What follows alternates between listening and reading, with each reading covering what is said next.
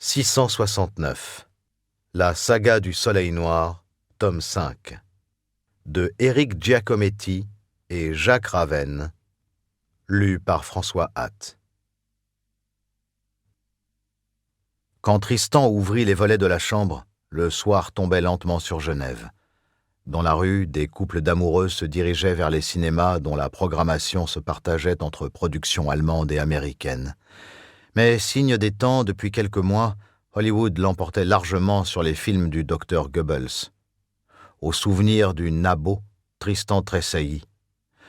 Accoudé au balcon de la chambre, il se demandait, au moment où toute l'Europe bruissait de rumeurs de débarquement, ce qui pouvait bien se passer dans la tête d'Himmler ou de Göring.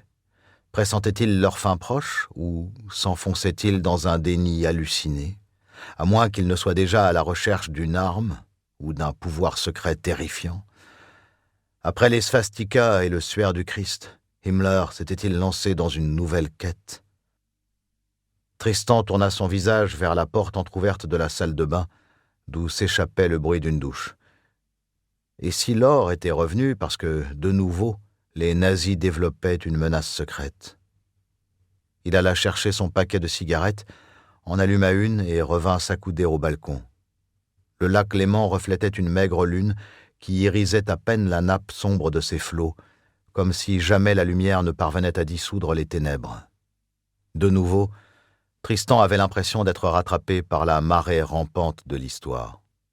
Sans aucun doute, Laure allait essayer de l'entraîner dans une autre aventure, lui faisant miroiter qu'une fois encore il pouvait changer le cours du destin. Sauf que cette fois il dirait non. Ce qu'il avait vu dans le camp de Hartheim l'avait convaincu que l'humanité était irrécupérable. Désormais, l'homme ne se contentait plus d'être un loup pour l'homme. Il ne le dévorait plus, mais prolongeait son existence pour le martyriser, le torturer le plus longtemps possible. De quoi vous dégoûter à jamais de faire partie de cette triste espèce. « Tristan ?» La voix chaude de Laure traversa la chambre. « Tu as un peignoir de bain? J'ai pas envie de me rhabiller. » Tristan ouvrit la penderie, sans commettre l'erreur de prendre un de ces kimonos d'importation dont il couvrait la nudité de ses amours d'un soir. Il choisit un de ses propres peignoirs. Pas la peine d'attiser la jalousie de Laure, qui n'en manquait pas. « Merci, » dit la Française. « J'ai faim. Tu aurais quelque chose à manger? » « Je vais faire mieux que ça. Je vais commander le dîner au restaurant du coin et surtout ouvrir une bonne bouteille. » « Tu es vraiment chou. » Tristan se dit que, si Dieu existait, lui qui sondait les cœurs et les reins, il devait être désespéré de l'hypocrisie des hommes et des femmes qu'il avait créés. La vérité était un mensonge. Le mensonge, la vérité. Et tout le monde le savait, mais personne ne tombait jamais le masque. Tristan sortit une bouteille de Bourgogne d'avant-guerre pour la déboucher. Il était bien sombre ce soir. Il venait pourtant de retrouver une femme qu'il aimait en secret, et la réciproque était sans doute vraie, et pourtant, ils étaient condamnés à se dresser l'un contre l'autre. Elle avait une mission à accomplir, lui, une vie à effacer. Elle s'était assise, une serviette sur ses cheveux dont les mèches brunes folâtraient sur son cou. Son peignoir, subtilement relevé, ne tombait qu'à mi-cuisse, laissant deviner à proximité tout un monde de chaleur et de mystère, propre à attiser de nouveau le désir.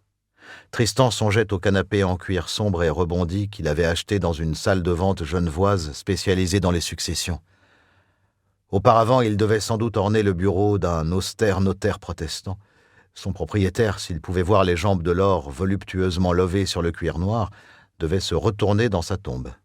« Tu me sers du vin ?»« Bien sûr. » Tristan remplit lentement le verre, laissant son regard errer sur les reflets couleur rubis du Bourgogne. À la vérité, il retardait le plus possible le moment de l'explication.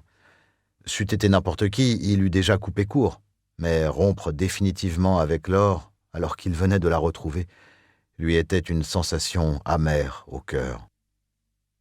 Elle était la dernière, l'unique, qui connaissait le vrai Tristan. Comme il relevait la tête, elle prit la parole. « Évidemment, tu te demandes pourquoi je suis là? Tu viens me proposer le mariage ?» ironisa Tristan. Tu n'es pas un homme qu'on épouse. Ta durée de vie est trop limitée. Le regard de Tristan se durcit. C'est une menace, Laure ? Pas encore, mais que ce soit du côté anglais ou allemand, tu avoueras que tes anciens employeurs ont de quoi s'interroger sur ta loyauté. Je ne travaille plus pour personne désormais. Laure enleva sa serviette, faisant rouler sa chevelure humide sur ses épaules. Tu veux bien écouter ce que j'ai à te dire ? Avant de se caler dans son fauteuil, Tristan se resservit un autre verre. Quelque chose lui disait qu'il allait en avoir besoin.